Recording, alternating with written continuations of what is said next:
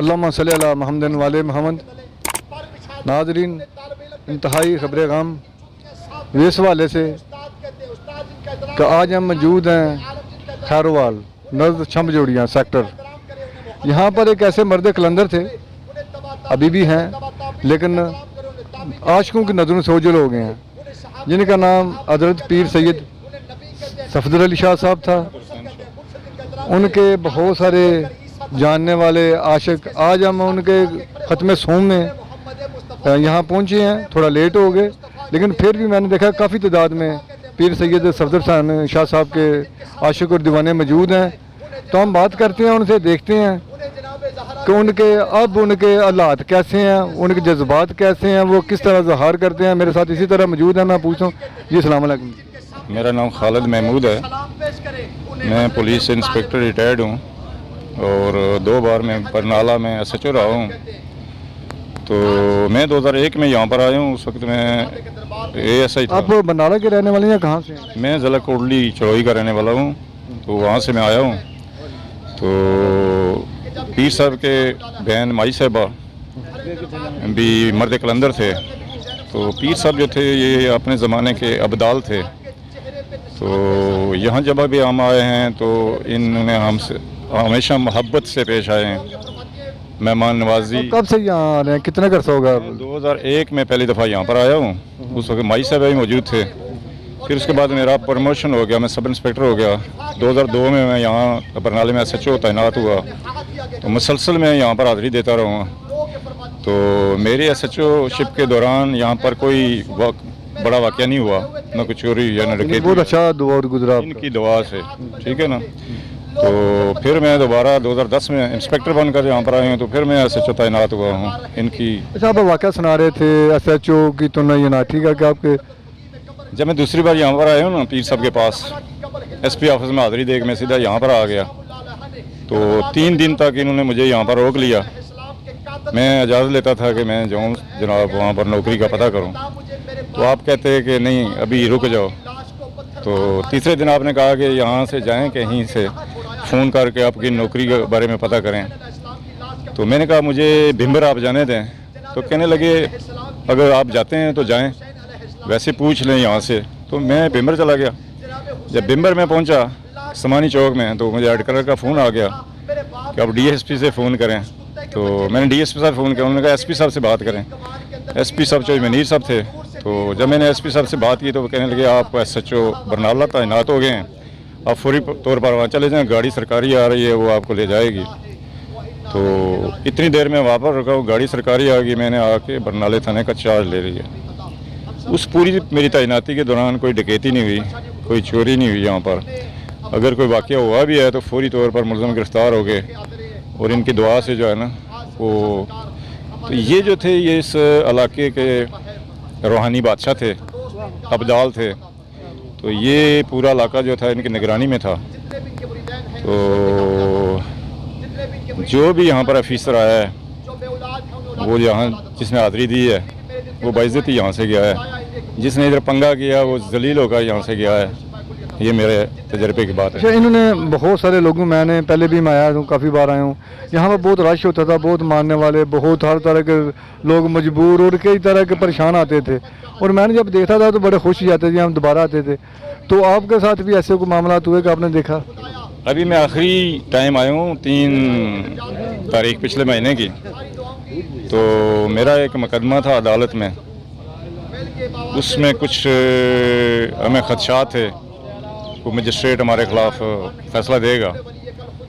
तो मैं जब आया तो मैंने पीर साहब को कहा जी कि मेरा मुकदमा है मजिस्ट्रेट के पास, वो हमारा स्टे है, वो शायद कैंसिल कर दे। वो कहने लगे आप इधर ही रहें।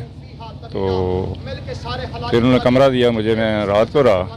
दूसरे दिन जब मजिस्ट्रेट ने 3 तारीख को वो हमारे हक़ में फ़ैसला दिया, तो मुझे पीर साहब ने कहा आप चले जाएं। तो कब वापस आएंगे? मैंने कहा बहुत जल्दी आऊँगा। मुझे कहने लगे बहुत जल्दी आना है। मैं जब भी यहाँ पर आया हूँ तो पीर साहब ने इजाज़त नहीं देते थे, ज़्यादा से ज़्यादा लंगर, बार लंगर की तलकीन करते थे। तो बहुत मेहमान नवाज भी थे, मेहरबान भी थे। दूसरा यह है कि मेरा वैसे मजहबी तौर पर मुसलमान और नाते से तो सारे एक हैं, लेकिन अहले सुन्नत वल जमात से तल्लुक़ था मसलकन। 21 साल में यहाँ पर आता रहा हूँ, मुझे कभी पीर साहब ने ये नहीं कहा कि आप शिया हो जाएं, ठीक है ना। नहीं, वो तो सभी को फैज़ दे रहे थे ना, मसलक तो अलग चीज़ रहेगी, जो मजहब दूसरे लोगों को भी फैज़ देते थे।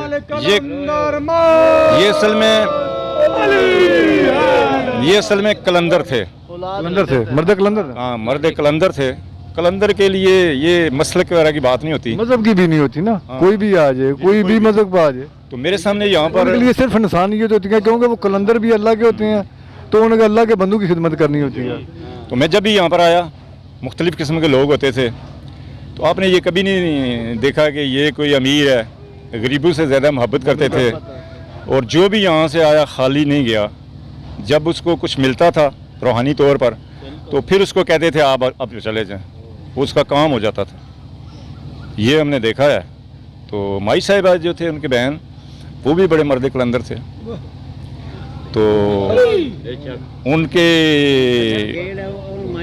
उनका भी कोई शक नहीं था, ठीक है। उसमें कोई, जो मैं ये कहूँगा कि अच्छा, आज आप आए हैं, यहाँ मौजूद नहीं, आपको नज़र नहीं आए, तो आपकी दिली कैफियत कैसी है जब आप सामने, आंखों के सामने नहीं? वो सामने रूहानी तौर पर कल्बी तौर पर, लेकिन एक बात करना होना, देख रहे हैं, बेशक देख रहे हैं, हमारे दिल पर जो है वो असर कर रहे हैं। उनकी मोहब्बत जो है वो हमारे दिल पर भी है, दिमाग में भी है, ठीक है ना। तो वो बिल्कुल हमारे सामने है, वो नहीं बिल्कुल सामने है, लेकिन मैंने बहुत से लोग देखे हैं जिनको नज़र नहीं ना आ रहे, तो वो बिल्क रहे हैं, रो रहे हैं, उन्हें वो याद सता रही है। रोना सर और चीज़ है, ये खुद रो कर गए ना करबला वालों को, तो हमें अब रोने की ज़रूरत नहीं है। ये बहुत रोए हैं हमारे लिए, ऐसे ही है, ये हमारे लिए रोते रहे हैं ना, ये लिबात हुए, तो ये तो हमें अच्छे अंदाज से ये गए हैं, बादशाही करके गए हैं। तो रोते उसको हैं जो मर जाता है, ये जिंदा है, रोन हमें नहीं आता, ठीक है ना। अच्छा सर, जब आपको SHO का ऑर्डर हुआ, तो आपके पास ये बात आई होगी कि तमन्ना दर्द दिल की हो तो खिदमत कर फ़कीरों की, नहीं मिलता ये बादशाहों को खजीनों में। ये मर्द कलंदर थे ना, जिन्होंने आपको ये, शायद आपको मिलता या ना मिलता, तो आपको SHO का जो चार्ज मिल गया। एक बार ये था कि माई साहिबा और ये दोनों बहन भाई उस कुल्ले में बैठे थे, तो मैं हर रोज़ शाम को यहाँ पर आता था, हर रोज़ शाम को, बतौर SHO होने के, SHO होते हुए मैं हर रोज़ शाम यहाँ आता था, लंगर भी लेते थे, फिर इनसे दुआएं लेके जाते थे। तो एक रात मैंने माई, लंगर तो बहुत चलता था ना, तो वो पूरा दिन रात चलता था। जो बात आपने पूछी है, मैं कह रहा हूँ कि एक रात मैंने माई साहिबा से पूछा, मैंने कहा ये अब्दाल क्या होते हैं? दोनों बहन भाई बैठे थे ना, मैंने कहा ये अब्दाल क्या होते हैं? दोनों मुस्करा गए, यानी ये अब्दाल थे।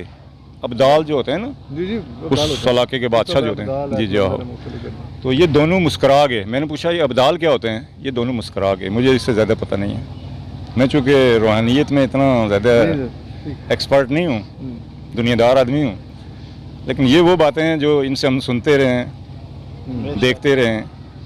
अलबत्ता यह है कि हमने यहाँ से सीखा है, जो बात सीखी है वो ये है कि अहले बैत से मोहब्बत, जिसके अहले बैत से मोहब्बत है उसके लिए जन्नत भी है, ये दुनिया भी है, जन्नत भी है, इधर की रात भी है, उधर भी रात की है।